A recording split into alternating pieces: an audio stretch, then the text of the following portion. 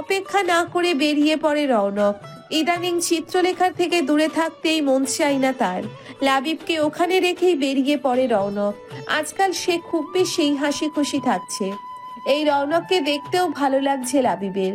রাস্তার খুব একটা জ্যাম না থাকায় ফাঁকা রাস্তা পেয়ে হাই স্পিডে গাড়ি চালিয়ে মাত্র 20 মিনিটে বাসার সামনে এসে থামে সে। আসার সময় যদিও ফুলের দোকানে দাঁড়িয়েছিল কয়েক মিনিটের জন্য। একটা গোলাপ ফুলের বুকে নিয়েছে সে প্রিয়তমার জন্য। চিত্রলেখা যেহেতু লিফটে উঠতে পারে না, তাই খুব বেশি উপরে নয়, 3 তলার ফ্ল্যাট নিয়েছে সে, যেন পায়ে হেঁটে উঠতে তার বউয়ের কষ্ট না হয়। কোনো রকম শব্দ না করে ফ্ল্যাটে প্রবেশ করে সে। গায়ের কোটটা খুলে বসার ঘরের সোফার উপর রেখেই বেডরুমের দিকে আগায় রৌনক। খুব সাবধানে নিঃশব্দে প্রবেশ করে সে। বিন্দুমাত্র শব্দও করে না। প্রেগনেন্সির জন্য কিনা কে জানে, সামান্য শব্দেও ঘুম ভেঙে যায় চিত্রলেখার। সারা রাত ছটফট করতে দেখেছে, তাই বউয়ের ঘুম নষ্ট করতে চায় না সে। হাতে থাকা গোলাপের বুকেটা চিত্রলেখার মাথার কাছে বেড সাইড টেবিলে রেখে ঘুরে গিয়ে তার মাথার কাছে থাকা সাইড টেবিলের ড্রয়ারে ফাইলটা রাখে। তারপর আরো বেশি সাবধানে বিছানায় উঠে ব্ল্যাঙ্কেটের নিচে ঢুকে পড়ে। রৌনক বালিশে মাথা রাখতেই চিত্রলেখা তার উপস্থিতি টের পেয়ে রৌনকের বুকে মাথা গুজে দেয়। তার শরীরের উষ্ণতায় নিজেকে ডুবিয়ে দিতে লাগে। এক হাত বাড়িয়ে চিত্রলেখার কোমরের কাছে জড়িয়ে ধরে রৌনক, আর এক হাত বাড়িয়ে মাথায় হাত বুলিয়ে দিতে লাগে। কাজ শেষ? কখন জাগলে? অনেকক্ষণ। ফোন দাওনি কেন আমায়? আপনি নোট রেখে গিয়েছিলেন, কাজ শেষ করে চলে আসবেন, তাই ফোন করে বিরক্ত করতে চাইনি। তুমি ফোন করলে একদম বিরক্ত হই না আমি। বলেই চিত্রলেখার চাবিতে একটা চুমু খায় সে। জানতে চায়, আরো ঘুমোবে? ঘুম আসছে না। তাহলে ব্রেকফাস্ট? কিছু খেতে মন চাইছে না। মন না চাইলেও খেতে হবে, কিন্তু তার আগে I have something for you. রৌনকের বুক থেকে মুখ তুলে থাকায় চিত্রলেখা তার মুখের দিকে। কি? পেছনে দেখো। রৌনককে ছেড়ে দিয়ে পেছন ঘুরে গোলাপের বুকে দেখে চিত্রলেখার চোখ মুখ ঝলমল করে ওঠে। ফুলের বুকেটা এগিয়ে এনে হাতে দেয় রৌনক। তারপর অন্য পাশের ড্রয়ারে থাকা ফাইলটা বের করে হাতে দিয়ে বলে, তোমার জন্য। এটা কি? দেখো, খুলে দেখো এতে কি আছে। ফাইলটা খুলে পড়তেই চিত্রলেখার চোখ কপালে উঠে যায়। মস্ত এক হাঁ করে বলে, এসব কি রৌনক? রৌনক হাত বাড়িয়ে চিত্রলেখার পেটে হাত রেখে বলে, তুমি আমায় এত বড় একটা গিফট দিচ্ছ, আমি তো কিছুই দিলাম না তোমায়, তাই ছোট্ট একটা উপহার আমার বউয়ের জন্য। ফাইলটা হাত থেকে নিচে নামিয়ে রেখে চিত্রলেখা বলে, এসব আমার চাই না রৌনক। টাকা পয়সা, কোম্পানির শেয়ার, এসব কিছু আমার লাগবে না। আপনি ফ্ল্যাটটাও আমার নামে কিনেছেন। এখন থেকে আমি যা কিনবো সব তোমার নামেই কিনবো। রৌনকের বুকের মাথা রেখে চিত্রলেখা বলে, আমার এসব চাই না, বিশ্বাস করুন। আমি জানি তুমি এসব চাও না, কিন্তু আমি তোমাকেই সব দিতে চাই। নিজেকে সহ দুনিয়ার সবকিছু আমি তোমার পায়ের কাছে এনে রাখতে চাই। রৌনক কতখানি পাগল তা চিত্রলেখার এতদিনে জানা হয়ে গেছে। হাত বাড়িয়ে রৌনকের গলা শক্ত করে জড়িয়ে ধরে চিত্রলেখা বলে, এরপর আপনি এসব পাগলামি করলে আমি অনেক রাগ করব বলে দিলাম। তুমি রাগ করলে আমি রাগ ভাঙিয়ে নেব। আমার কথা শুনবেন না, তাই তো? তুমি ছাড়া আর কে আছে আমার যে তোমার কথা শুনবো?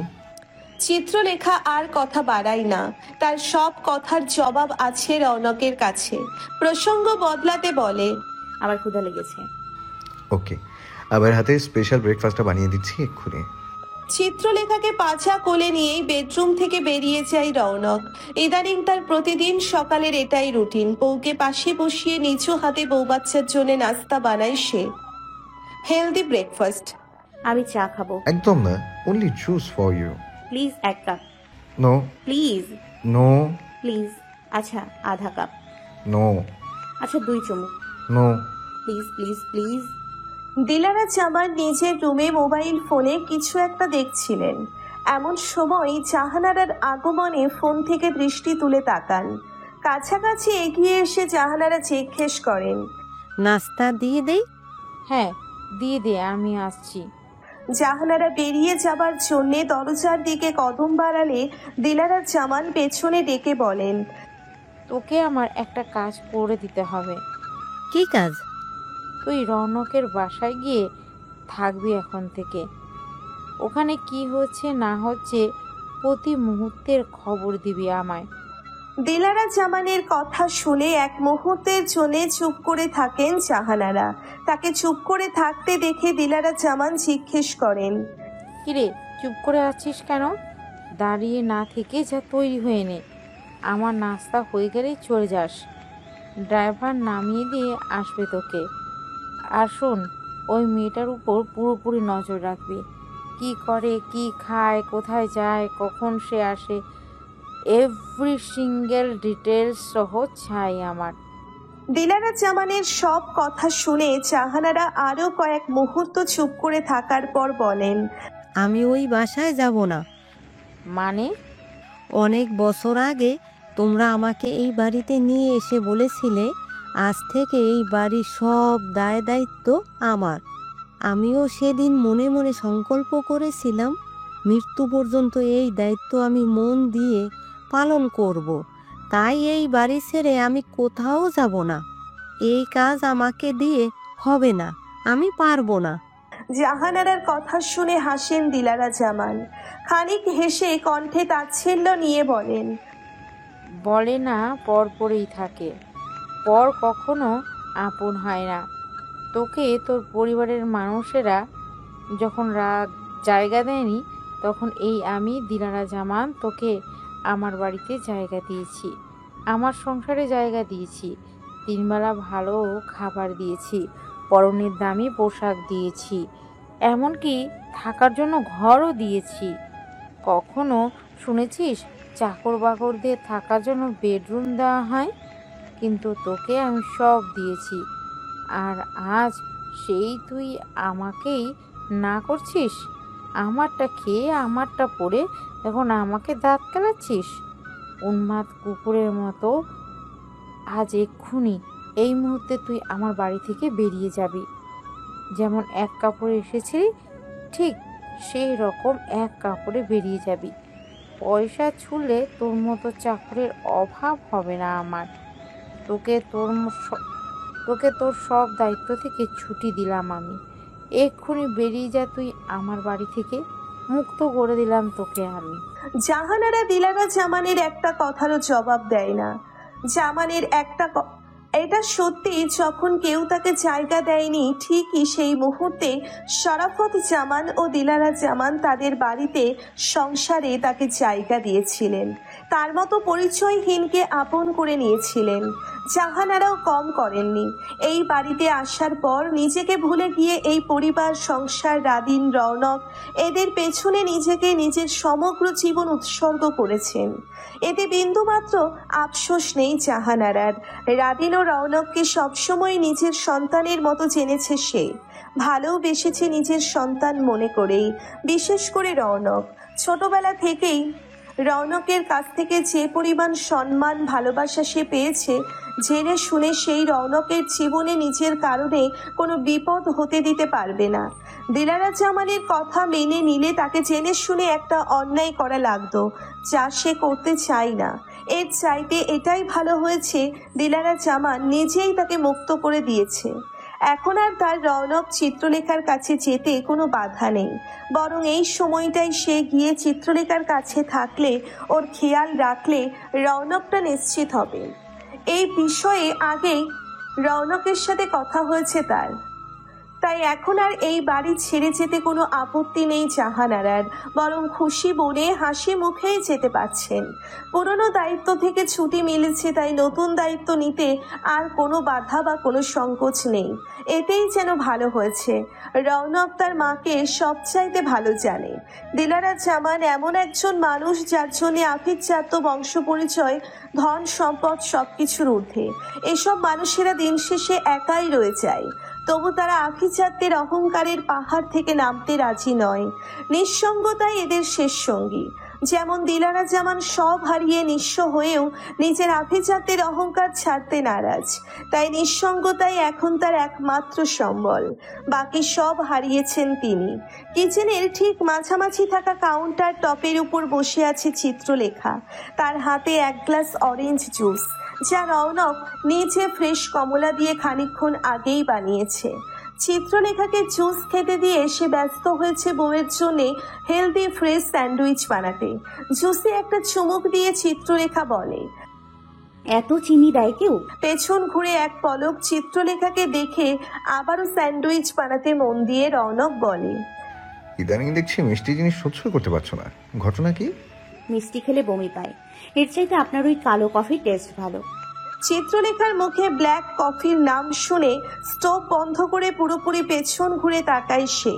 কাছাকাছি এগিয়ে এসে বলে, তোমার মুখে ব্ল্যাক কফি? ইদানিং আমার সবকিছু তোমার একটু বেশি ভালো লাগছে না? চিত্রলেখা দুহাত বাড়িয়ে রৌনকের গলার কাছে জড়িয়ে ধরে তাকে নিজের অনেকটা কাছাকাছি টেনে নিয়ে বলে, আপনি তো আপাতমস্তক পুরো মানুষটাই আমার পছন্দের। আপনার সব আমার ভালো লাগে, খুব ভালো লাগে। চিত্রলেখার কপালের উপরে থাকা চুল তার কানের পিছনে গুজে দেয় রৌনক আলতো স্পর্শে। তাই বুঝি? খানিকটা এগিয়ে গিয়ে চিত্রলেখার কপালে চুমু খেয়ে আরো বলে, তুমি কি আমায় কিছু বলতে চাও? রৌনকের প্রশ্ন শুনে এক মুহূর্ত চুপ করে তার মুখের দিকে তাকিয়ে থেকে পরে চিত্রলেখা বলে, আপনি কিভাবে বুঝলেন আমি কিছু বলতে চাই? কিভাবে বুঝলাম সেটা জরুরি নয়, কি বলতে চাও সেটা জরুরি। বলো কি বলতে চাও। চিত্রলেখা 2 সেকেন্ডের মতো সময় নিয়ে বলে, আমি কিছু করতে চাই। As in? কোম্পানি জয়েন করব না। তবে এনজিওর সব দায়িত্ব আপনি একা সামলান, আবার এদিকে কোম্পানিও আপনাকে সামলাতে হয়। তাই এনজিওর কিছু দায়িত্ব আমি নিতে চাচ্ছি, যদি আপনার আপত্তি না থাকে। ওকে, কিছু নয়, বরং এনজিওর সব দায়িত্ব তোমাকে দিতে পারলে আমি অনেক খুশি হব। কিন্তু এই সময়ে রনক, আমি প্রেগনেন্ট, অসুস্থ নই। আমি জানি মাই লাভ, কিন্তু এই সময় তোমার প্রপার রেস্ট দরকার। 24 ঘন্টা ঘরে বসে থাকতে আমার একদম ভালো লাগছে না, আর দম বন্ধ লাগে। আমার জন্য আপনি নিজেও ঠিকঠাক অফিস করছেন না। আমি কথা দিচ্ছি অনেক বেশি প্রেশার নিব না। ক্লান্ত লাগলে রেস্ট নিব, ঠিকঠাক খাওয়া দাওয়া করব। প্রেশার ফল করলে আপনাকে সঙ্গে সঙ্গে জানাবো, কথা দিচ্ছি। অফার মন্দ নয়। আরো একটা জিনিস শুনছি। আমি ছোট বাচ্চাদের জন্য একটা বাড়ি বানাতে চাই। মানে এতিমখানা? সহজ করে বললে এতিমখানা, তবে ওটা এতিমখানা হবে না। ছোট ছোট বাচ্চা যাদের আমার মতো বাবা মা নেই, ওদের বাড়ি হবে ওটা। ওরা থাকবে, লেখাপড়া করবে। আমি জানি আমাদের দেশে হাজার হাজার এমন বাচ্চা আছে। আমি হয়তো সবার দায়িত্ব নিতে পারবো না, কিন্তু আমি যদি 10 জনের দায়িত্ব নিতে পারি, এতেই শান্তি পাবো। অন্তত ওই 10 জনকে আমার মতো খালার সংসারে বোঝা হতে হবে না। সবার জন্য করতে গিয়ে নিজের জীবন বিসর্জন দিতে হবে না। চিত্রলেখাকে আর কিছু বলতে না দিয়ে ওর কপালে একটা দীর্ঘ চুমু খেয়ে রৌনক বলে, আমার চন্দ্র কারো উপর বোঝা নয়। তুমি যা চাও সব হবে, আই প্রমিস। তোমার সব ইচ্ছা পূরণ করবে তোমার Raunak. Thank you so much. অতি উৎসাহ ও আনন্দে রৌনককে জড়িয়ে ধরে চিত্রলেখা। চট করেই রৌনকের মস্তিষ্কে এক দুষ্টুমি খেলে যায়। মুচকি হেসে বলে, থ্যাংক ইউ দিয়ে তো হচ্ছে না। রৌনকের গলা ছেড়ে দিয়ে মুখোমুখি এসে চিত্রলেখা জিজ্ঞেস করে, কি লাগবে তাহলে? চিত্রলেখার গাল ছুঁয়ে বৃদ্ধাঙ্গুলি দিয়ে ঠোঁট স্পর্শ করে রৌনক বলে, তোমার ঠোঁটের উষ্ণতা। আপনার সবসময় বেশি বেশি। প্লিজ। চিত্রলেখা নিজেও কম নয়। রৌনকের সঙ্গে থাকতে থাকতে তাকে যথেষ্ট জানতে চিনতে শিখেছে। কখন তার কি চাই বেশ জানে। চট করে রৌনকের গালে চুমু খেয়ে বলে, এবার খুশি? এটা চিটিং, আমি মোটেও গানে যাইনি। তাহলে কোথায় লাগবে? তুমি অনুমতি দিলে আমি জায়গা মতো নিয়ে নিতে পারি। তাহলে নিয়ে নিন। কে আটকে রেখেছে আপনাকে? বইয়ের অনুমতি পেয়ে এক মুহূর্ত সময় বিলম্ব করে না রৌনক। তৎক্ষণাৎই প্রেয়সীর পদ্মরাঙা উষ্ণ ওষ্ঠের দখল নেয়। নিজেকে পুরোপুরি প্রিয়তমার ঠোঁটের ভাঁজে হারিয়ে ফেলে। এই ঠোঁটের মানুষটাকে যতই কাছে পায়, তবুও তার তৃষ্ণা মেটে না। রৌনক টের পায় জীবন শেষ হয়ে গেলেও তার এই তৃষ্ণা কখনো মিটবে না, বরং প্রেয়সীকে কাছে পাওয়ার পর যেন তার তৃষ্ণা আরো বেড়ে যায়। কেবল ঠোঁটের স্পর্শে পিপাসা মেটে না তার, আরো চাই, পুরো মানুষটাকে চাই। এই চাওয়ার কোনো শেষ নেই। রৌনক চাইও না কখনো এই চাওয়ার শেষ হোক। জীবনের শেষ দিন পর্যন্ত সে তার চন্দ্রলেখার আবেশে ডুবে থাকতে চায়। এমনকি চিত্রলেখার বাহুবন্ধনেই জীবনের শেষ নিঃশ্বাস ত্যাগ করতে চায়। চিত্রলেখা নিজেও বাধা দেয় না। রৌনকের আগে কখনো কোনো পুরুষের সান্নিধ্য পায়নি সে। পুরুষ স্পর্শ সম্পর্কে কোনো আইডিয়া ছিল না তার। সবসময় নিজেকে পুরুষ থেকে দূরে রেখেছে। সামলে রেখেছে। রৌনকটা এসে চিত্রলেখার অনুভূতিদের ওলট পালট করে দিয়েছে। সে চাইলেও নিজেকে রৌনকের থেকে, তার স্পর্শ থেকে দূরে রাখতে পারে না। রৌনকের ছোঁয়ার বাইরে থাকতে পারে না। অদৃশ্য কিছু একটা প্রতি মুহূর্ত টানে তাকে রৌনকের দিকে, যে টান সে উপেক্ষা করতে পারে না, করতে চাইও না। কার কনসেপ্ট করার পর থেকে অনুভূতিদের এত এত পরিবর্তনে চিত্রলেখা নিজেই অবাক।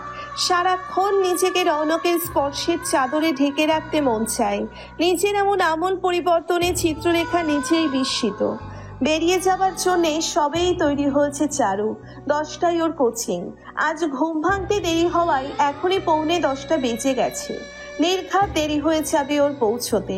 বের হবার জন্য জলদি জলদি তৈরি হয়েছে এমন সময় হন্তদন্ত হয়ে বাড়ি এসে উপস্থিত হয় বৃষ্টি। এই সময় বৃষ্টিকে দেখে অবাক না হয়ে পারে না চারু। ব্যস্ত ভঙ্গিতেই কপাল কুঁচকে জানতে চায়, তুমি এই সময় ঘটনা কি বৃষ্টি আপু? তোকে একটা জরুরি কথা বলতে আসছি। কি কথা? এখনই বলবা? আমার দেরি হয়ে যাইতেছে। বৃষ্টি জোর পায়ে হেঁটে এসেছে, তাই শ্বাস ফুলে উঠেছে খানিকটা। যে কথাটা বলতে এসেছে তা বলার আগে এক মুহূর্ত সময় নেয়। বৃষ্টিকে চুপ করে থাকতে দেখে চারুর বুকের ভেতর অজানা ভয় জন্মায়। কেন যেন চারুর মনে হচ্ছে বৃষ্টি যা বলতে এসেছে তা শোনার পরও আর নিজেকে ধরে রাখতে পারবে না। এমন ভাবনা মস্তিষ্কে আসতেই চারুর আর শুনতে আগ্রহ হয় না বৃষ্টির কথা। তবুও নিজেকে সাহস জুগিয়ে ধরে আসতে চাওয়া কণ্ঠে চারু জিজ্ঞেস করে, চুপ করে আছো কেন বৃষ্টি আপু? কি বলবা বলো। বৃষ্টির মুখের দিকে তাকিয়ে কাঁধে নেওয়া ব্যাগটা টেবিলের উপর নামিয়ে রাখে ও। এখন সত্যি সত্যি ভয় লাগছে চারুর। আসল কথাটা বলার আগে বৃষ্টি একবার ঘরের দরজার দিকে তাকায়, জিজ্ঞেস করে, খালা কই? খালা বাজারে গেছে, বাড়িতে শুধু আমি আর ছোট ভাই আছি। এক মুহূর্ত থেমে বৃষ্টিকে তাড়া দিয়ে চারু আবারও বলে, বলো কি বলবা। চারুর মুখের দিকে তাকিয়ে চোখে চোখ রেখে বৃষ্টি বলে, মামুন ভাই আসছে? ধরাস করে বুকের ভেতর চেপে বসা ভয় নেমে যায় চারুর। বৃষ্টির হাবভাবে ভয়ঙ্কর কিছুর আশঙ্কা করেছিল ও, কিন্তু সে কিনা জানাতে এসেছে মামুন আসছে এই খবর। ফস করে একটা স্বস্তির নিঃশ্বাস ছাড়তে নেয় চারু, কিন্তু নিঃশ্বাসটা ওর গলার কাছে আটকা পড়ে যায় বৃষ্টির পরবর্তী কথা শুনে। বিলম্ব না করে বৃষ্টি আরো বলে, মামুন ভাইয়ের বিয়ে। তৎক্ষণাৎই চারুর মুখের সব রং উড়ে যায়। মুখটা সঙ্গে সঙ্গেই চুপসে সাদা হয়। চারুর মুখের দিকে মনোযোগ সহ তাকিয়ে না থাকলে বৃষ্টি নিজেও ওর চেহারায় চোখের পরিবর্তন ধরতে পারত না। ধরে আসা কণ্ঠ সামলে নিচু স্বরে চারু বলার চেষ্টা করে, বিয়ে? মামুন ভাই বিয়ে করতেছে? হ্যাঁ, মামুন ভাই বিয়ে করতেছে। গতকাল রাতেই আসছে বিয়ে করতে। পাত্রী নাকি ঠিক করা হয়ে গেছে। সে আসছে কেবল বিয়ে করতে, কবুল বলে ঘরে বউ আনতে। মামুন ভাইয়ের বিয়ের কথা শুনে আপনা আপনি চারুর চোখ ঝাপসা হতে লাগে, কিন্তু বুকের পোড়া চোখের পানি কাউকে দেখাতে চায় না ও। বৃষ্টির দিকে পিঠ মোড়া করে টেবিলের দিকে মুখ করে দাঁড়ায় চারু। গলা শক্ত করে বার দুই বড় বড় ঢোক গিলে ধেই ধেই তারে বেরিয়ে আসতে চাওয়া কান্না গিলে ফেলে। বলাই বাহুল্য কান্না গিলে ফেলার চেষ্টা করে। যতবার কান্না গিলে ফেলার চেষ্টা করে চারু, ততবার অবাধ্য হয়ে কান্নারা দল বেঁধে বেরিয়ে আসতে চায় জোরপূর্বক। কিন্তু চারু নাছোড় বান্দা, এত সহজে দমে যাবে না ও। জোর করে একের পর এক বেরিয়ে আসতে চাওয়া কান্না গিলতে থাকে। মস্তিষ্কের ভেতর বৃষ্টির বলা কথা ঘুরতে লাগে চারুর। মামুন ভাই বিয়ে করবে? আর একজনকে কবুল বলে বিয়ে করবে চারুর মামুন ভাই? আর একজনকে বউ বলে ডাকে? অন্য আরেকজন মামুন ভাইয়ের বউ হবে? সত্যি সত্যি মামুন ভাইটা পর হয়ে যাবে এবার? হাজারটা ভাবনা এসে জড়ো হয়ে চারুর মস্তিষ্কের শূন্য পাতা দাগ হতে থাকে। চারুকে এভাবে চুপ হয়ে যেতে দেখে দু কদম এগিয়ে এসে ওর কাঁধে হাত রেখে বৃষ্টি জিজ্ঞেস করে, কিছু বলবি না চারু? তৎক্ষণাৎ জবাব দেয় না চারু। খানিক সময় নিয়ে নিজেকে ধাতস্থ করার বৃথা চেষ্টা করে। কষ্ট হয় তবুও নিজেকে সামলে নিয়ে পেছন ঘুরে বৃষ্টির দিকে তাকিয়ে বলে, আমি কি বলবো? কিছু বলবি না? কিছু কি বলার নেই তোর? ওমা, মামুন ভাইয়ের বিয়ে, এটা আমার কি বলার আছে? আমি কি মামুন ভাইয়ের মা নাকি বোন যে আমাকে কিছু বলতে হবে? চারু, কি? এবারে খানিকটা নরম হয়ে বৃষ্টি বলে, আর একবার চেষ্টা করে দেখবি, আর একবার তারে বলে দেখ না তোর মনের কথা। যদি একবার বলছি আপু, আর না। মামুন ভাই তার মায়া ছাড়া কখনো কাউরে ভালোবাসা তো দূরের কথা, কারো দিকে চোখ মেলে তাকায় নাই। মায়া ছাড়া সে কোনোদিন কাউরে পূর্ণ দৃষ্টিতে দেখে নাই। মামুন ভাইয়ের কাছে চারু তার মায়ার ছোট বোন, এই বেশি কিচ্ছু না। মামুন ভাই কোনোদিন তার মায়ার জায়গা কাউরে দিবে না, এমনকি তার মায়ার বোন চারুকেও না। যদিও চারু কখনো মামুনের জীবনে মায়ের জায়গা নিতে চায় না। চারু কবুল চেয়েছিল মামুনের মনের একটা কোণে নিজের জন্য জায়গা, ওতেই সন্তুষ্ট থাকতো, কিন্তু সেটুকু নসিব হয়নি ওর। চারুর জবাব শুনে তার কথা কুলাই না বৃষ্টির মুখে। চারুর কপালটা ওর নিজের মতো কেন? বৃষ্টি খুব ভালো করেই জানে তার অবুঝ মন যারে চায় তারে ও কোনোদিন পাবে না। তার পছন্দের মানুষের জীবনে, মনে, হৃদয়ে, মস্তিষ্কে আর একজনের রাজত্ব তা জানা আছে বৃষ্টির। নিজের একতরফা ভালো লাগার ভালোবাসার দায় সে ওই মানুষটাকে দেয় না, কখনো দিবেও না। যতদিন ভুলতে না পারবে ততদিন একতরফাই দূর থেকে ভালোবেসে যাবে। আর যেদিন ভুলে যাবে তারপর না হয় অবুঝ বয়সের মায়া মোহ ভেবে অতীত স্মৃতিচারণ করে নিজে নিজেই হাসবে আপন মনে। এমনটাই সিদ্ধান্ত নিয়েছে বৃষ্টি। কিন্তু চারুর সাথে একই ঘটনা ঘটুক তা কখনো চায়নি। মনে প্রাণে চেয়েছিল চারু তার মামুন ভাইকে সবটুকু নিজের করে পাক, একান্তই নিজের ব্যক্তিগত পুরুষ হয়ে চারুকে নিজের করে নিক মামুন ভাই, আর ওর অল্প বয়সের ভালোবাসা পরিপূর্ণতা পাক, এমনটাই মনে মনে দোয়া করেছিল বৃষ্টি। অথচ কি হাস্যকর, নিজের ভালোবাসার মানুষকে কখনো পাবে না বৃষ্টি জানে, আবার চারুর জন্য করা ওর দোয়াও কবুল হয়নি। নিজেও না পাওয়ার জন্য বৃষ্টির ভেতর কতখানি আগ্নেয়গিরি দহন হয়ে প্রতি মুহূর্ত সে হিসাব না হয় বাদই দিল। এই মুহূর্তে চারুরটার জন্য কষ্টে অন্তর জ্বালাপোড়া করছে তার। এতখানি কষ্ট কেউ কখনো কারোর জন্য অনুভব করেছে কিনা জানা নেই বৃষ্টির। চারুকে খানিকক্ষণ সময় দিয়ে বৃষ্টি মনে মনে কথা খুঁজে নিয়ে বলে, আমার সামনে তো চোখের পানি আটকাতে হবে না, আমি তোর কষ্টটা বুঝি। তুই আমায় জড়ায় ধরে না হয় একটু কাঁদ। ঠোঁটের কোনায় হাসির রেখা টেনে রেখেই হাসার বৃথা প্রচেষ্টা করে চারু বলে, আমার কোনো কষ্ট নেই আপু, বিশ্বাস করো। আমি একটুও কষ্ট পাইতেছি না, এক ফোঁটাও না। হাত বাড়িয়ে চারুর গাল ছুঁয়ে বৃষ্টি বলে, মামুন ভাই বিয়ে করতেছে চারু, মামুন ভাই, তোর মামুন ভাই অন্য একজনটা বিয়ে করতেছে, আরেকজনের সাথে সংসার করবে, আর এক শরীর স্পর্শ করবে, বউ বলে ডাকবে, মামুনের বউ।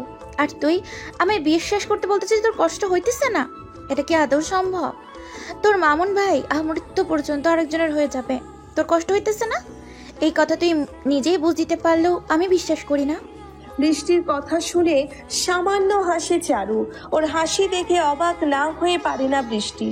এমন পরিস্থিতিতে কেউ কিভাবে এতখানি শক্ত ধাতস্থ থাকতে পারে বুঝতে পারে না। চারুকে বুঝতে হিমশিম খায় ও। বৃষ্টিকে অবাক করে দিয়ে স্মিত হেসে দিয়ে চারু বলে, ভুল বললে বৃষ্টি আপু, সে তো কোনোদিন আমার মামুন ভাই ছিলই না। যে আমার না, তার বিয়ে আটকানোর আমি কে?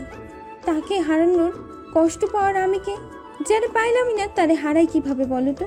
মামুন ভাই তো কখনো চারু ছিল না। মামুন ভাই সে শুরু থেকে শুধুমাত্র তার মায়ার, আর অন্য কারণ না।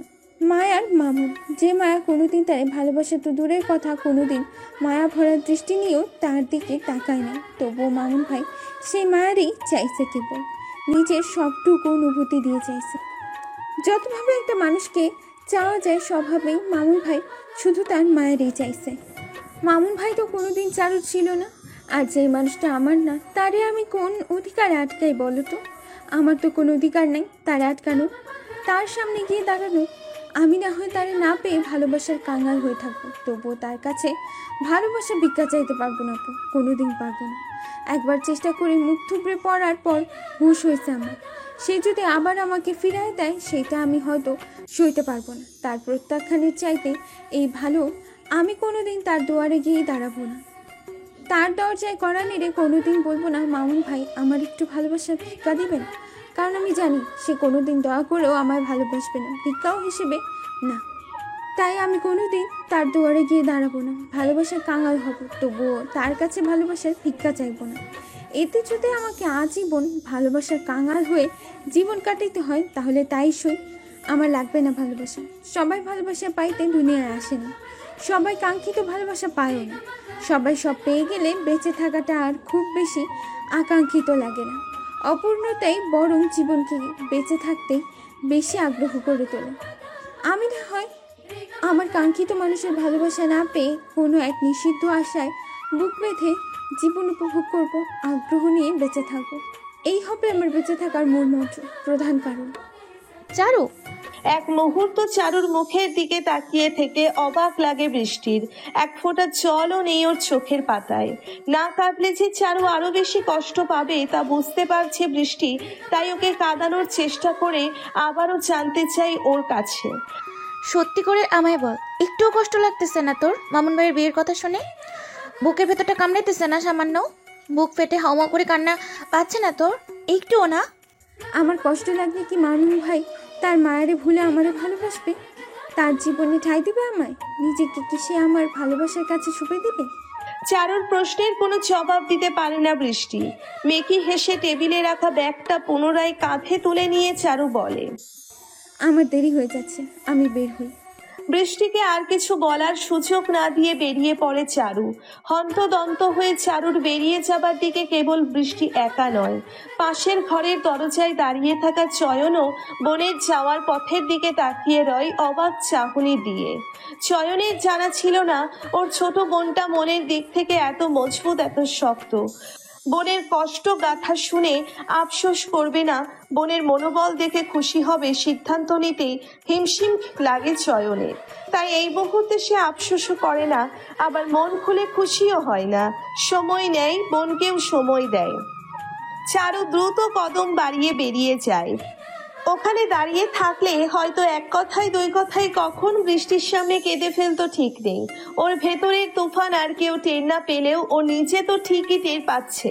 আর নিজের ভেতরকার ভেঙে চৌচির হওয়া রূপটা কাউকে দেখাতে চায় না ও।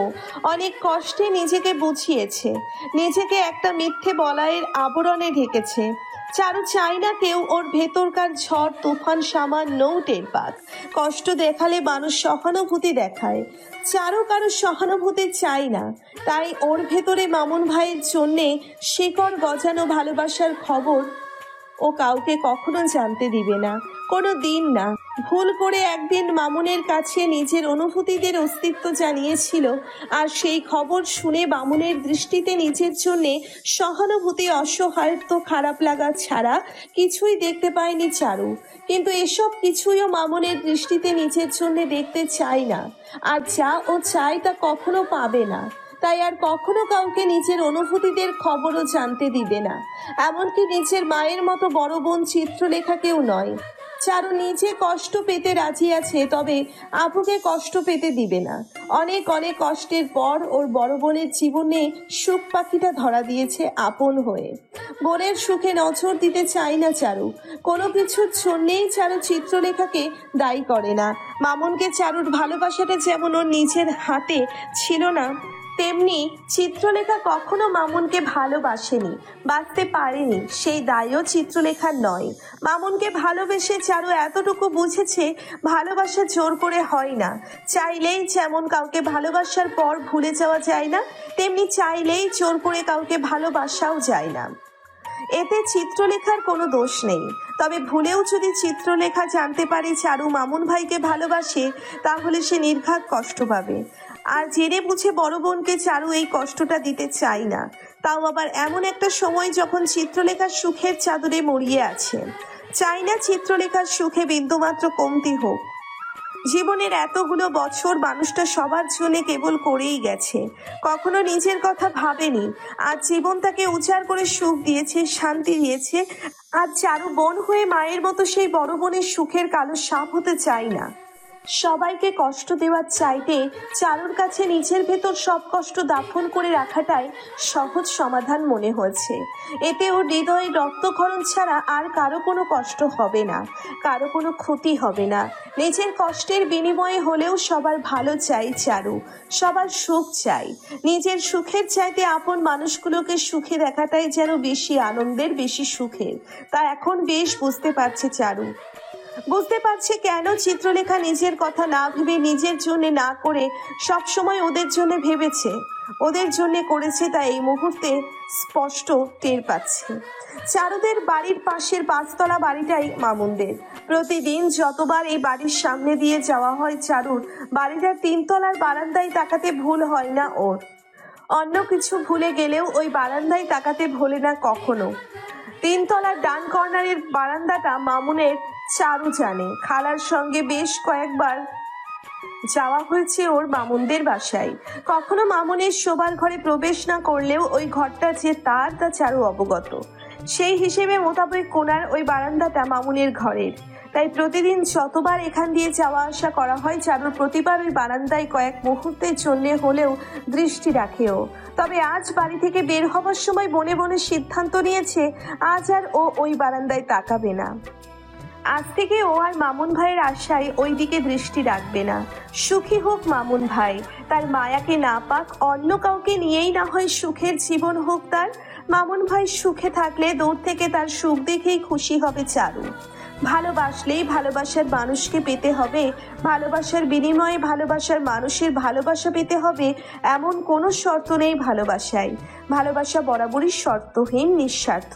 তাই মামুন ভাইকে ভালোবাসার বিনিময়ে তার ভালোবাসা নয় সুখ চাই চারু। কিন্তু মন বড় বেহায়া, ভীষণ নির্লজ্জ। বেহায়া মন চাই না বলেও মন কুঠুরির গহীনে যেখানে কেউ কখনো দেখতে পারবে না সেই সুপ্ত জায়গায় মিহি এক আশার আলো জ্বালিয়েই রাখে।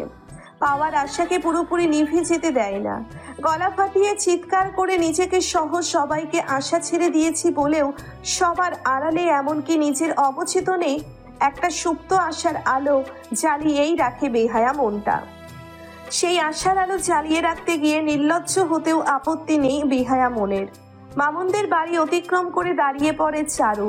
মন বড়ই অদ্ভুত জিনিস, তাই তো শত বোঝানোর পরেও বুঝতে চাই না। একবার মন কাউকে কবুল করে নেওয়ার পর পৃথিবীর শত শত যুক্তি দিয়েও একে আর বোঝানো চাই না। ওই বারান্দায় তাকাবে না বলেও মনের হাতে বাধ্য হয়ে পেছন ঘুরে তাকাই চারু। এই তাকানোটাই বুঝি কাল হলো ওর। প্রতিদিন কয়েকবার করে তাকিয়েও সবসময় ফাঁকা পাওয়া বারান্দাটা আজ ফাঁকা নেই। মনে মনে যেই মানুষটাকে এক ঝলক দেখার আশায় দৃষ্টি রাখে ওইদিকে আজ না চাইতেও চারুর আশা পূরণ হয়েছে। মামুন দাঁড়িয়ে আছে শূন্য বারান্দাটাকে ভরাট করে।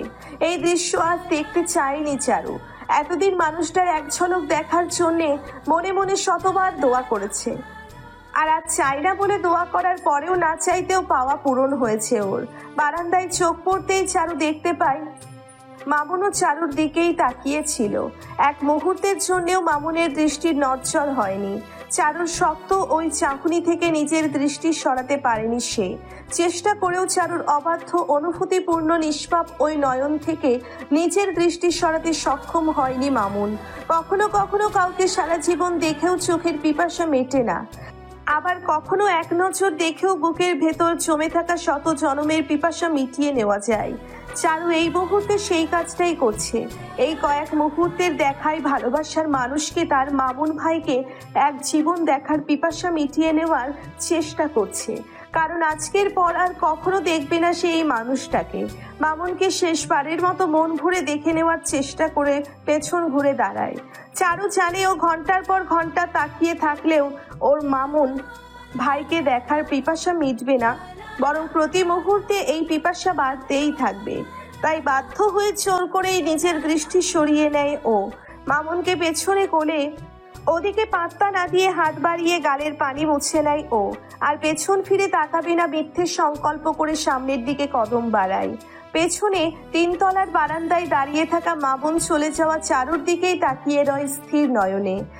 চারু তার দিক থেকে দৃষ্টি সরিয়ে নিলেও মামুন নিজের দৃষ্টি সরাতে পারেনি। আগের বার চারুকে ওভাবে ফিরিয়ে দেওয়ার পর সিদ্ধান্ত নিয়েছিল আর কোনোদিন এই এলাকায় ফিরে আসবে না সে। কিন্তু নিয়তি তাকে আবার এখানেই ফিরিয়ে নিয়ে এসেছে। আর কখনো চারুর মুখোমুখি হতে চায়নি সে, কিন্তু ভাগ্য তাকে এই বারান্দায় এনে দাঁড় করিয়েছে চারুর দৃষ্টিতে দৃষ্টি মেলাতে, যা সে কখনো চায়নি।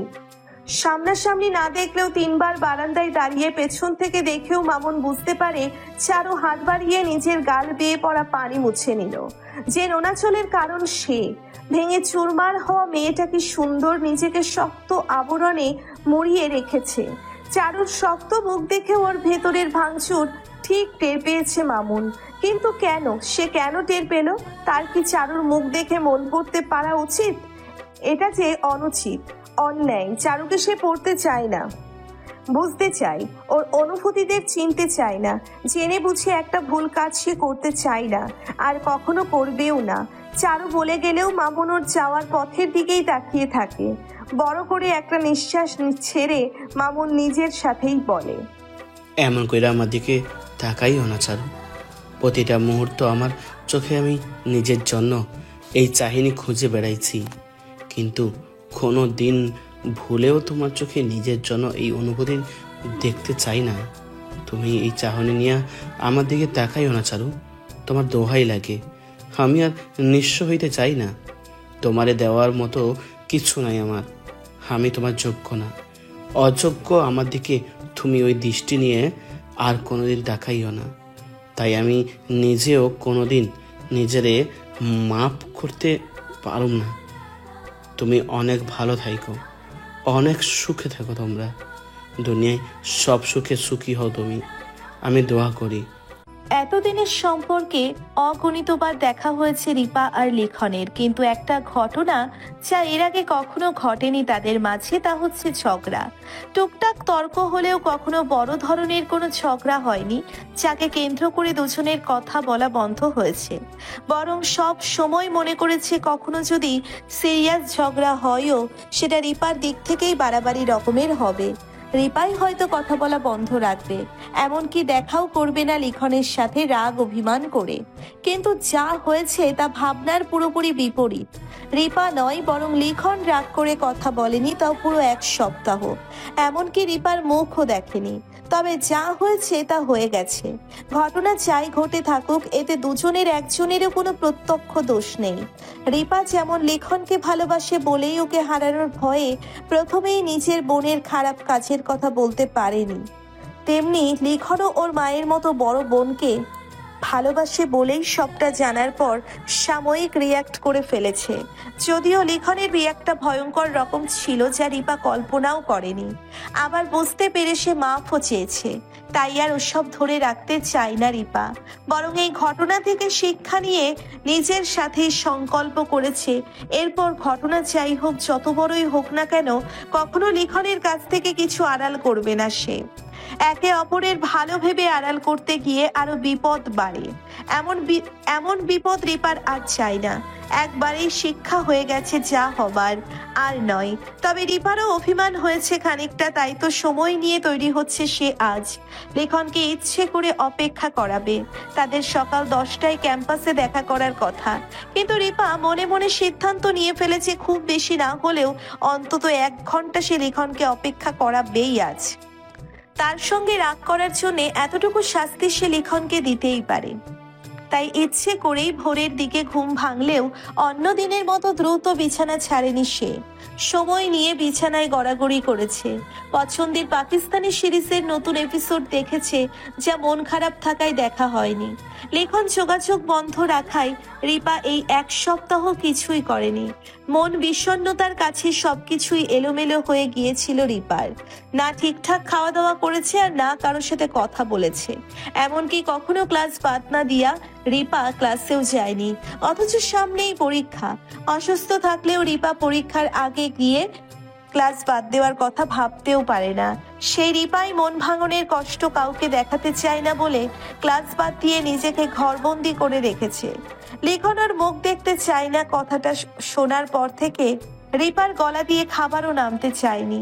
পেটের ক্ষুধা যেন কোথায় হারিয়ে গিয়েছিল। আর গত রাতে লিখন ফোন দিয়ে কথা বলার পর, সরি বলার পর সব আপনা আপনি স্বাভাবিক হয়ে গিয়েছে রিপার। এমনকি লিখনের সাথে কথা বলার পর প্রথমে দৌড়ে গিয়েছে কিচেনে। গরম গরম ডিম ভাজা আর শুকনো মরিচ ভাজা দিয়ে চোখের পলকে 2 প্লেট ভাত খেয়েছে সে। রিপার খাওয়া দেখে কাজের মেয়েটা অল্পের জন্য ধরেই নিয়েছিল রিপাকে হয়তো জিনে ধরেছে। জিন ভূতে না ধরলে কি কেউ এমন অস্বাভাবিকভাবে ভাত খায়, তাও মাঝরাতে? কেউ বুঝবে না, তাই রিপাও অত ব্যাখ্যা করেনি। তার খাওয়া দরকার, সে কেবল খেয়েছে। পেট ভরে ভাত খাওয়ার পর আরামের ঘুম দিয়েছে। এক ঘুমে রাত পার করে ফেলেছে। যদিও খুব বেশি একটা ঘুম হয়নি, লিখনের সাথে দেখা করার আনন্দে ভোরের দিকে চোখ খুলে গেছে ওর। তারপর তো পছন্দের সিরিজের 38 মিনিটের এপিসোড দেখেছে। ফ্রেশ হতে গিয়ে গোসল দিয়েই বেরিয়েছে, তাও সময় নিয়ে। অন্য দিনের তুলনায় আজ একটু বেশিই সময় নিয়ে গোসল করেছে রিপা। গোসল করতে যাবার আগে রিপা মাকে বলে দিয়েছে তার জন্য বেশি করে আলু আর চিকেন দিয়ে খানিকটা চিকেন বিরিয়ানি করে দিতে। খাওয়ার পর যেন সাথে করে নিয়েও যেতে পারে, 2-3 জন খেতে পারে এমন পরিমাণ দিয়ে দিতে বলেছে। সপ্তাহ পর দেখা হচ্ছে দুজনের আজ, আর এমন দিনে রিপা লিখনকে বিরিয়ানি খাওয়াবে না তা হতেই পারে না। যদিও রিপা প্রথমে নিজেই রান্না করবে ভেবেছিল, কিন্তু সে এও জানে লিখনের রিপার মায়ের হাতের রান্না করা বিরিয়ানি অনেক পছন্দ। এটাও ঠিক, রিপার চাইতে ওর মায়ের হাতের বানানো বিরিয়ানির স্বাদ বেশি হয়। আজ লিখনকে তার পছন্দের বিরিয়ানিটাই খাওয়াতে চায় রিপা। নিজে রান্না করে খাওয়ানোর সুযোগ পরেও অনেক পাওয়া যাবে। গোসল দিয়ে বের হয়ে আলমারি খুলে দাঁড়ায় রিপা। আজ খুব সুন্দরভাবে তৈরি হবে সে। রিপার একটা হালকা গোলাপি রঙের আরং কটনের জামা আছে, যা লিখনের ভীষণ পছন্দের। লিখন প্রায়ই ফোন করে বলে ওই জামাটা পরে বের হতে। লিখনের পছন্দ বলে এই একই জামা আরো 2টো সেট কিনে রেখেছে রিপা, যেন অনেক বছর পর্যন্ত পরতে পারে। যদিও এই কথা তার লিখনকে বলা হয়নি। শুনে যদি হাসে, লিখনের কাছে হাসির পাত্রী হতে চায় না সে। লিখনের পছন্দের জামাটা বের করতে নিয়ে হাত থেমে যায় রিপার। সম্পর্কের পর রিপার প্রথম জন্মদিনে একটা শাড়ি গিফট করেছিল লিখন তাকে। ওই শাড়ি ওই বছরই লিখনের জন্মদিনে পরা হয়েছিল, তারপর আর পরা হয়নি। কোনো বিশেষ দিনে পরবে বলে তুলে রেখেছে। মনে মনে রিপা বিশেষ দিন বলতে ওদের বিয়ের পর প্রথম রাতটাকেই ধরে রেখেছিল এতদিন। কিন্তু এই মুহূর্তে রিপার মনে হচ্ছে আজকের দিনটাও অনেক বিশেষ তাদের জন্য। প্রথমবার ঝগড়া হয়েছে দুজনের, তাও লিখন রাগ করেছিল। অন্ধকার মেঘের পর এক পশলা বৃষ্টি হয়ে আকাশ যেমন নিজের আসল রূপে ফিরে আসে, ওদের সম্পর্কেও তাই হয়েছে। আবার সব আগের মতো হয়ে গেছে। নিঃসন্দেহে আজকের দিনটা বিশেষ, আর এমন বিশেষ একটা দিনে অবশ্যই তার ওই শাড়িটা পরে দিনটাকে আরো বিশেষ করে তোলা উচিত। তাই চটজলদি নামানো জামাটা পরবের জায়গায় তুলে রেখে শাড়িটা নামিয়ে নেয়। যদিও খুব আহামরি দামি কোনো শাড়ি নয়, খাঁচা নামক ফেসবুক পেজ থেকে কেনা। লেখন নিজে অর্ডার দিয়ে কিনেছিল শাড়িটা। ওই পেজে রিপা নিজেও দেখেছে। রিপা নিজেই লিখনকে পেজটা দেখিয়েছিল একদিন তাকে শাড়ি পছন্দ করে দিতে। তখনই সে লিখনকে জানিয়েছিল ওই পেজের শাড়িগুলো আহামরি দামি না হলেও কলেজের প্রোগ্রামে বা যখন তখন পরার জন্য শাড়িগুলো যথেষ্ট আরামদায়ক। লিখনের পছন্দ মতো এর আগেও 5টা শাড়ি কিনেছিল সে, যদিও নিজের টাকায়। আর 6 নম্বর শাড়িটা লিখন ওকে জন্মদিনের উপহার হিসেবে কিনে দিয়েছে। হালকা ল্যাভেন্ডার রঙের শাড়িতে গাঢ় বেগুনি রঙের প্রিন্টের ফুল। শাড়িটা যেমন পরে আরাম, তেমনি দেখতেও চোখের শান্তি। প্রিন্টের ফুল করা ম্যাচিং ব্লাউজ দিয়ে সুন্দর ও পরিপাটি ভাবে ভাজে ভাজে কুচি ফেলে শাড়িটা পরে নেয় রিপা।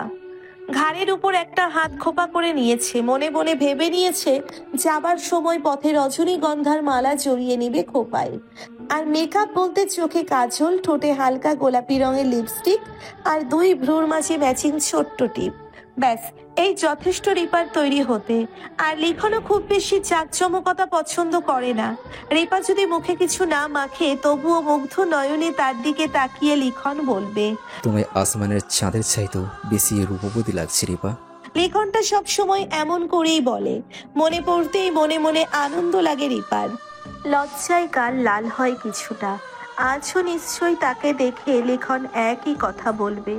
ভাবতেই রিপার মনে মনে লজ্জা পাওয়া বাড়ে। তৈরি হতে হতেই 9:30 বাজিয়ে ফেলেছে আজ রিপা।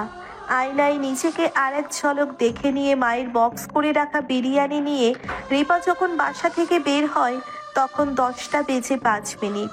এর মধ্যে বেশ কয়েকবার কল দিয়ে ফেলেছে লিখন, কিন্তু সে ইচ্ছে করেই কল রিসিভ করেনি। লিখনের অপেক্ষার উত্তেজনা খানিকটা বাড়িয়ে দিতেই কল রিসিভ করেনি। রিপা ভালো করেই জানে লিখন ব্যস্ত হয়ে টিএসসিতে পাইচারি করতে থাকবে যতক্ষণ না সে নিচে গিয়ে উপস্থিত হচ্ছে। লিখনের চেহারাটা দেখার মতো হবে, ভাবতেই মনের আনন্দ বাড়ে রিপার। আজকের দিনটা অন্যরকম লাগছে, যেন ঠিক প্রথম দিনের দেখার মতো। এক অন্যরকম অনুভূতিতে ছেয়ে আছে রিপার ভেতরটা। মনে হচ্ছে যেন ভীষণ অমূল্য কিছু একটা পেতে যাচ্ছে আজ সে, যা হয়তো খুব ভাগ্য না হলে পাওয়া যায় না। রিপার অপেক্ষায় সেই 9:30 থেকে টিএসসিতে বসে আছে আজ লিখন। রিপাকে নয়ন ভরে দেখবে বলে আর তর সইছে না তার। এখন নিজেই নিজেকে মনে মনে জানা অজানা সব কয়টা গালাগাল দিচ্ছে। 7টা দিন তো ঠিকই রাগ দেখিয়ে না দেখা করেই ছিল, কিন্তু আজ কি হয়েছে কে জানে। এই অপেক্ষার এক একটা মুহূর্তকে শতাব্দীর মতো দীর্ঘ মনে হচ্ছে। বরং এখন নয়, গতকাল রাত থেকেই অস্থির লাগছে রিপাকে এক নজর দেখতে। অপেক্ষায় অপেক্ষায় অধৈর্য লাগতে শুরু করেছে লিখনের। এখন মনে হচ্ছে সে ভুল করে ফেলেছে। তার উচিত ছিল সরাসরি রিপার বাসার সামনে চলে যাওয়া। নিজে গিয়ে ওকে নিয়ে আসলে আর এতক্ষণ অপেক্ষা করা লাগতো না, কিন্তু এখন অনেক দেরি হয়ে গিয়েছে। এতক্ষণে রিপাও নিশ্চয়ই অনেকটা চলেও এসেছে। এখন যাওয়া উচিত হবে না। তাই এই মুহূর্তেই বসে বসে অপেক্ষা করা আর নিজেই নিজের মাথার চুল ছিঁড়ে ছাড়া অন্য কোনো উপায় দেখছে না লিখন। তবে লিখন নিজেও জানে না কেন এত অধৈর্য লাগছে আজ তার। রিপাকে অগণিতবার দেখেছে সে, এমনকি চোখ বন্ধ করলেই প্রিয় মুখ স্পষ্ট দেখতে পায়। এতটাই স্পষ্ট রিপার চেহারা লিখনের বন্ধ চোখের পাতায়। তবুও আজ রিপাকে দেখার জন্য বুকের ভেতর এক অন্যরকম ব্যাকুলতা অনুভব করছে। বারবার মনে হচ্ছে রিপাকে এক্ষুনি নিজ চোখে দেখতে না পারলে, আলতো করে ছুঁয়ে না দিতে পারলে দম বন্ধ হয়ে যাবে তার। অস্থিরতায় ব্যাকুলতায় বুকের ভেতরটা ছয়লাভ হয়ে আছে। মনে মনে বসে আকাশ কুসুম ভাবতে ভাবতেই সময় অতিবাহিত হতে লাগে লিখনের। দীর্ঘ এক জীবন অনুভূতি দেওয়া অপেক্ষার অবসান ঘটে লিখনের প্রায় 11টার দিকে, যদিও 11টা বাজেনি। ব্যস্ত ভঙ্গিতে পায়চারি করতে করতেই পেছন ফিরে তাকায় লিখন। এক পশলা বৃষ্টির পর আকাশ যেমন ঝলমল করে হাসে, পেছন ফিরে রিপাকে তারই উপহার দেওয়া শাড়িতে দেখে লিখনের মুখে সেই রকমই হাসি ফুটে উঠেছে। রিপাকে দূর থেকে দেখতেই এত স্নিগ্ধ লাগছে যে লিখন চোখ ফেরাতে পারছে না। ওখানটাতেই জমে যায় লিখনের কদম। 1 সপ্তাহ পর প্রিয় মুখ দেখতে পেয়ে সব ভুলে গেছে সে। আশেপাশের কিছুই আর তার বোধগম্যে নেই। লিখন এই মুহূর্তে কেবল তার রিপাতেই বিভোর। 1 সপ্তাহে না দেখা সবটুকু দেখে নিতে চায় সে এক্ষুনি। মন ও দৃষ্টি চুরিয়ে নিতে চায়, দেখার পিপাসা মিটিয়ে নিতে চায়। আসার পথে রিক্সা থামিয়ে রজনীগন্ধার মালা কিনে একটা খোপায় আরেকটা ডান হাতে পরে নিয়েছে রিপা। যদিও চুরি পরা হয়নি তার। এত সময় নিয়ে তৈরি হয়েছে যেন কিছু ছুটে না যায়, অথচ শাড়ির সঙ্গে আসল জিনিস চুরিটাই ভুলে গেছে। পরে আর ফেরত যায়নি এই ভেবে ক্যাম্পাসে এসেই না হয় চুরি কিনে নেওয়া যাবে। বরং লিখনের পছন্দে কিনে তার হাতেই চুরি পরবে আজ সে। দুজনের মাঝে খুব বেশি একটা দূরত্ব নেই, কেবল একটা মোড়। ইউনিভার্সিটি লাইব্রেরির সামনের 3 রাস্তার এই মোড়টা পেরিয়ে আসলেই দুজন একে অপরের হাত ধরতে পারবে। লিখনকে দেখার পর দৌড়ে এসে ওর মুখোমুখি দাঁড়াবে বলে আর তর সইছে না এখন রিপারও। রিক্সা থেকে নেমে চট করে ব্যাগ থেকে মানিব্যাগ বের করে ভাড়া মিটিয়ে নিয়ে টাকার পার্সটা ব্যাগে রাখতে রাখতেই লিখনের দিকে হাঁটা ধরে রিপা। এক মুহূর্তের জন্যেও লিখনের চোখের দিকে দৃষ্টি সরাতে পারে না রিপা নিজেও। এই মুহূর্তে যেন লিখন রিপা দুজনেই আশেপাশের সব ভুলে গেছে। দীর্ঘ ঝগড়ার পর মিলনে বুঝি এমনই লাগে, এমন বুঝি একে অপরের প্রতি পিপাসাময় অনুভূতি কাজ করে। আজ সব যেন নতুন লাগছে, প্রেমের প্রথম দিনের মতো নতুন।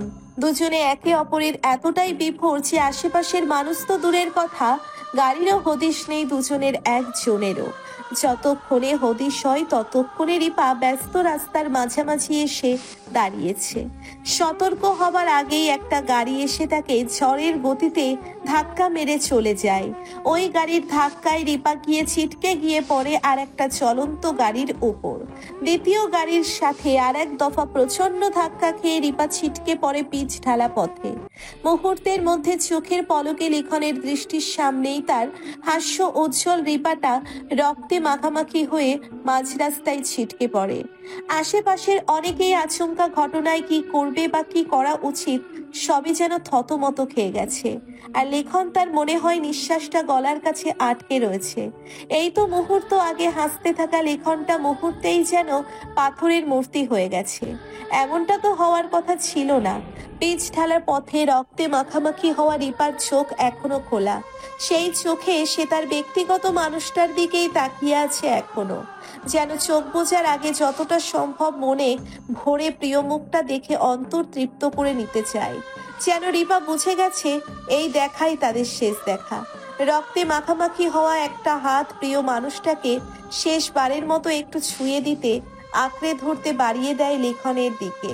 রিপার রক্তাক্ত হাতের ইশারায় যেন হদিশ হয় লেখনের। দৌড়ে এসে রিপার মাথার কাছে হাঁটু গেড়ে বসে প্রেয়সীর রক্তাক্ত দেহটা কোলে জড়িয়ে নেয় সে। রক্তে মাখা হাত বাড়িয়েই লেখনের গাল স্পর্শ করে রিপা বলে, আমার প্রতি তোমার ভালোবাসাকে নিজের দুর্বলতা হতে দিও না প্লিজ।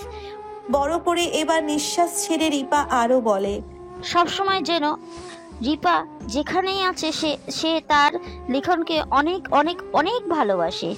লেখন বলতেও পারবে না কখন তার চোখের পানি গাল বেয়ে অবাধ্য ঝর্ণার মতো পড়তে আরম্ভ করেছে। গলা ছিঁড়ে কথা বের হয় না লেখনের। রিপাকে কিছু বলার আগে সে টের পায় তার বুকেই বাহুডোরে রিপার দেহটা কেমন নিস্তেজ হয়ে গেল চোখের পলকে। বড় করে আর একবার নিঃশ্বাস ছেড়েই প্রিয় মানুষের বুকে মাথা রেখে শেষ নিঃশ্বাসটা বুক পিঞ্জর ছেড়ে মুক্ত করে দেয় রিপা। এই বুঝি তার পরম পাওয়া। আসলেই তো খুব সৌভাগ্য, না হলে কি এমন মৃত্যু কপালে জোটে? কয়জন পারে ভালোবাসার মানুষের বুকে মাথা রেখে শেষ নিঃশ্বাস ত্যাগ করতে? আজ পর্যন্ত কয়জন পেরেছে রিপা জানে না। সে শুধু জানে সে আসলেই ভাগ্যবতী। শেষবারের মতো ভালোবাসার মানুষটাকে একটু দেখে ছুঁয়ে দিতে সক্ষম হয়েছে। এই চলে যাওয়ার কোনো আফসোস নেই তার। রিপা, প্রেয়সী তার বুকে শেষ নিঃশ্বাস ত্যাগ করেছে টের পেতেই লেখনের গলা ছিঁড়ে চিৎকার বেরিয়ে আসে। তবে এখানেই শেষ। এরপর আর কিছু বলতে পারে না সে, কারণ যাকে বলবে সে তাকে ফাঁকি দিয়ে চলে গেছে না ফেরার দেশে। যতক্ষণে লেখন টের পায় রিপার রক্তে তার গায়ের শার্টটা মাখামাখি হয়ে গিয়েছে, ততক্ষণে সব শেষ হয়ে গেছে। এমনকি রিপাকে দেখার জন্য যে ব্যাকুলতা অস্থিরতা মনে মনে অনুভব করছিল লেখন, সেটাও বন্ধ হয়ে গিয়েছে রিপা চলে যাবার সঙ্গে সঙ্গেই। সব শান্ত হয়ে গিয়েছে। রিপা, লেখন, তার অস্থিরতা সব শান্ত হয়ে গিয়েছে। দিন দুনিয়ার আর কিছু হদিশ নেই লিখনের। সে ব্যস্ত তার প্রাণ প্রেয়সীকে শক্ত বাঁধনে বুকে জড়িয়ে রাখতে, কারণ সে জানে তার হাতের বাঁধন আলগা হলে এই মানুষটার ধরা সেই জীবনে আর পাবে না। তাই হাত আলগা করবে না সে, রিপাকে ছাড়বে না। না থাকুক দেহে প্রাণ, তবুও রিপাকে নিজের বুক থেকে কাউকে সরাতে দেবে না লিখন। একবার হাত ফসকে বেরিয়ে গেলে প্রাণ ভোমরার ধরা সে আর পাবে না ইহলোকে। রিপাকে নিজের থেকে কাউকে আলাদা করতে দিবে না লিখন, কিছুতেই না। এমন কি হবার কথা ছিল? রিপা লিখনের তো এই দুনিয়াতেই এক হবার কথা ছিল, নাকি ছিল না? সৃষ্টিকর্তার পরিকল্পনায় তাহলে কি লিখন আর রিপার অসীম ভালোবাসায় বিচ্ছেদ লেখা ছিল? কিন্তু কেন? তাহলে কোথায় গিয়ে পূর্ণতা পাবে ওদের এই ভালোবাসা? লিখনকে কি তাহলে অপূর্ণতা নিয়েই বেঁচে থাকতে হবে? কিভাবে বাঁচবে সে তার ভালোবাসার মানুষকে ছাড়া? একবার কাউকে নিজের সবটুকু দিয়ে ভালোবাসার পর সেই মানুষটাকে ছাড়া কি বেঁচে থাকা যায়? ভালোবাসা ছাড়া, ভালোবাসার মানুষ হিনা কি কেউ আদেও বেঁচে থাকতে পারে? মস্ত এই পৃথিবীতে সব আছে, সবাই আছে, কিন্তু কাঙ্ক্ষিত সেই মানুষটা নেই, কোথাও নেই। এই সত্যি জানার পর কি আর বেঁচে থাকা যায়? বুক ভরে নিঃশ্বাস নেওয়া যায়? কবে হবে লেখনের এই অতৃপ্ত বেঁচে থাকার সমাপ্তি? কবে পাবে সে তার প্রাণপ্রিয়ার দেখা? তার মৃত্যুর পর দুজনার আবার দেখা হবে তো, নাকি লিখনের মৃত্যুর পরেও সে অতৃপ্তই থেকে যাবে? তাহলে কি পৃথিবীতে সবাই ভালোবাসায় পরিপূর্ণতা পায় না? সবাই কি ভালোবাসার মানুষকে নিজের করে পায় না? নাকি অপূর্ণতার মধ্যেই লুকিয়ে আছে রিপা ও লিখনের ভালোবাসার পরিপূর্ণতা? হয়তো তাই, অপূর্ণতাতেই লুকিয়ে রয়েছে লিখন ও রিপার ভালোবাসার সার্থকতা। তারা একে অপরকে নিজের করে না পেলেও তাদের ভালোবাসা ঠিকই পূর্ণতা পেয়েছে। পৃথিবীর সকলের দৃষ্টিতে ওরা অপূর্ণ হলেও ওরা জানে, লিখন জানে, রিপা জানে ওদের ভালোবাসায় ওরা পরিপূর্ণ। ভালোবাসায় পরিপূর্ণ হওয়ার জন্যে মানুষটাকে নিজের করে পাওয়ার কোনো শর্ত থাকে না। ভালোবাসায় পরিপূর্ণতার জন্য কাঙ্ক্ষিত মানুষটার ভালোবাসা পাওয়াটাই মূল সত্য। ভালোবাসা পাওয়া হয়ে গেলে আর কিছু পাওয়া লাগে না। যেমন রিপাকে না পেয়েও রিপার ভালোবাসাই লিখনের ভালোবাসাকে পরিপূর্ণ করেছে, সেই সঙ্গে লিখনের ভালোবাসা পরিপূর্ণ করেছে রিপাকে। কখনো দেখতে পাবে না, ছুঁতে পারবে না, জেনেও ভালোবেসে যাওয়া সহজ কথা নয়। এমন ভাবে সবাই ভালোবাসতে পারে না। লিখন পারে, তাই রিপাকে না দেখে না ছুঁয়েও ভালোবাসতে। আর যতদিন বেঁচে থাকবে লিখন ভালোবেসে যাবে তার রিপাকে, শেষ নিঃশ্বাস পর্যন্ত। লিখনের ভালোবাসা সবটুকু শুধুমাত্র তার রিপার জন্য। লিখন বিশ্বাস করে তাদের গল্পের সুন্দর একটা সমাপ্তি হবে ওপারে, যা এপারে হয়নি। তাই লিখনের এখন অপেক্ষা কেবল একটাই, তার রিপার কাছে যাওয়া, ওপারে গিয়ে রিপাকে নিজের করে পাওয়া। তাদের গল্পটাও পরিপূর্ণতা পাবে তাদের মিলনের মধ্য দিয়ে। যেটা এপারে হয়নি সেটা ওপারে হবে, তা মনে প্রাণে বিশ্বাস করে লিখন। একদিন তার ভালোবাসার সঙ্গে সেও পরিপূর্ণতা পাবে। লিখনের অপেক্ষা কেবল সেই দিনের যেদিন মিলন হবে তাদের ওপারের কোনো এক বাগানে। পরিশিষ্ট সকালে ঘুম ভাঙার পর থেকে বসে আছে রাদিন। শবনম এখনো বাসায় ফেরেনি। আগের দিন কোনো এক ফ্রেন্ডের পার্টিতে যাচ্ছে বলে গিয়েছিল, তারপর আর ফিরে আসেনি। রাত শেষ হয়ে সকাল হয়েছে কিন্তু দেখা নেই শবনমের। রাতে বাইরে থাকবে এমন কিছু বলে যায়নি সে। রাদিন বেশ কয়েকবার কল দিলেও তার একটা কলও রিসিভ করেনি শবনম, যদিও প্রায় সময়ই পেইন্টিং এর কাজে ডুবে থাকে সে। কিন্তু তাই বলে যে শবনম কোথায় যাচ্ছে, কখন ফিরছে, সেই খোঁজ রাদিনের জানা নেই, মোটেও তেমন নয়। শবনম কখন বাসার বাইরে থাকছে সেই খবরাখবর রাদিনের জানা আছে। এর আগেও শবনম রাত করে বাইরে থেকেছে, যা মোটেও পছন্দ হয়নি তার। কিন্তু সে কাজে ব্যস্ত থাকায় আপত্তি প্রকাশ করেনি আগে কখনো। তবে সে খেয়াল করেছে ইদানিং শবনমের বাইরে রাত থাকাটা বেড়েছে। তাই মনে মনে সিদ্ধান্ত নিয়েছে সে আজ শবনম ফিরলে অবশ্যই এ বিষয়ে কথা বলবে। শবনমের বাইরে থাকা নিয়ে কোনো আপত্তি নেই তার, তবে অবশ্যই তাকে জানিয়ে যেতে হবে। সম্পর্কে তো এমনই হয়, কোথাও যাবার আগে একে অপরকে জানাতে হয়।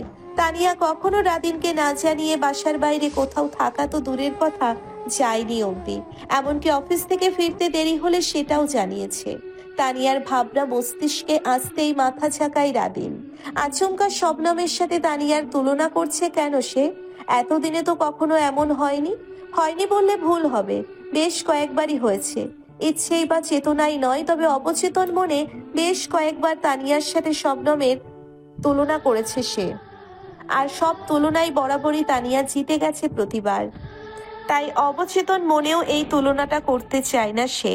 তবুও ঘুরে ফিরে ভাবনা চলেই আসে। এসব ভাবনা আসলেই বুক চিরে দীর্ঘশ্বাস বেরিয়ে আসে রাদিনের। হয়তো খানিকটা অপরাধ বোধও কাজ করে, যা সে স্বীকার করতে চায় না। বেলা গড়িয়ে বিকালের দিকে বাসায় ফিরে শবনম। রাদিনকে ড্রয়িং রুমে উপস্থিত পেয়েও কিছু না বলে বেডরুমের দিকে অগ্রসর হলে রাদিন নিজেই বাধা দিয়ে জানতে চায়, কোথায় ছিলে তুলি? রাদিনের প্রশ্নকে পুরোপুরি এড়িয়ে গিয়ে শবনম বলে, আমি খুব টায়ার্ড রাদিন, পরে কথা বলছি। পরে নয়, এক্ষুনি। তুমি বাইরে থাকবে সেটা আমাকে জানাওনি কেন? রাদিনের এমন প্রশ্নে চটে যায় শবনম। পেছন ঘুরে রাদিনের মুখোমুখি দাঁড়িয়ে বলে, আমি কোনো ছোট বাচ্চা নই যে কোথাও যাচ্ছি, কি করছি সব তোমাকে বলতে হবে। শবনমের জবাব শুনে অবাক হয় রাদিন, তবুও নিজেকে সামলে নিয়ে বলে, you are committed to each other Shabnam? No you are not. আমি তোমার বিয়ে করা বউ নই যে বাসা থেকে বের হবার আগে তোমাকে জানিয়ে বের হতে হবে। আমার যেখানে ইচ্ছা আমি যাব, আর তোমার আমাকে প্রশ্ন করার কোনো রাইট নেই। You are not my husband or guardian, and for a God sake I am an alert. যদি ভালো না লাগে তাহলে তোমায় আমার সাথে থাকতে হবে না, চলে যেতে পারো তুমি। I don't need a man like you. রাদিনকে আর কিছু বলার সুযোগ না দিয়ে বেডরুমে চলে যায় শবনম।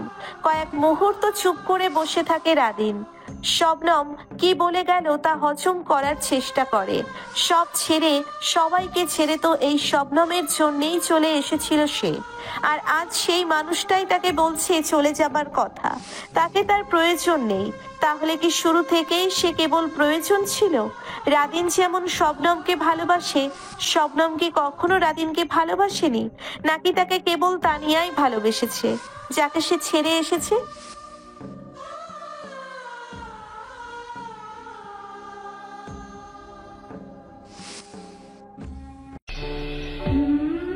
এই ভিডিওটি যদি আপনাদের ভালো লাগে তাহলে অবশ্যই লাইক করবেন ও আপনাদের মূল্যবান মতামতটি কমেন্ট করে জানাবেন। আর এরকম ভালোবাসার ভিডিওগুলি দেখার জন্য আমাদের চ্যানেলটি সাবস্ক্রাইব করে আমাদের সাথেই থাকুন। ধন্যবাদ সবাইকে।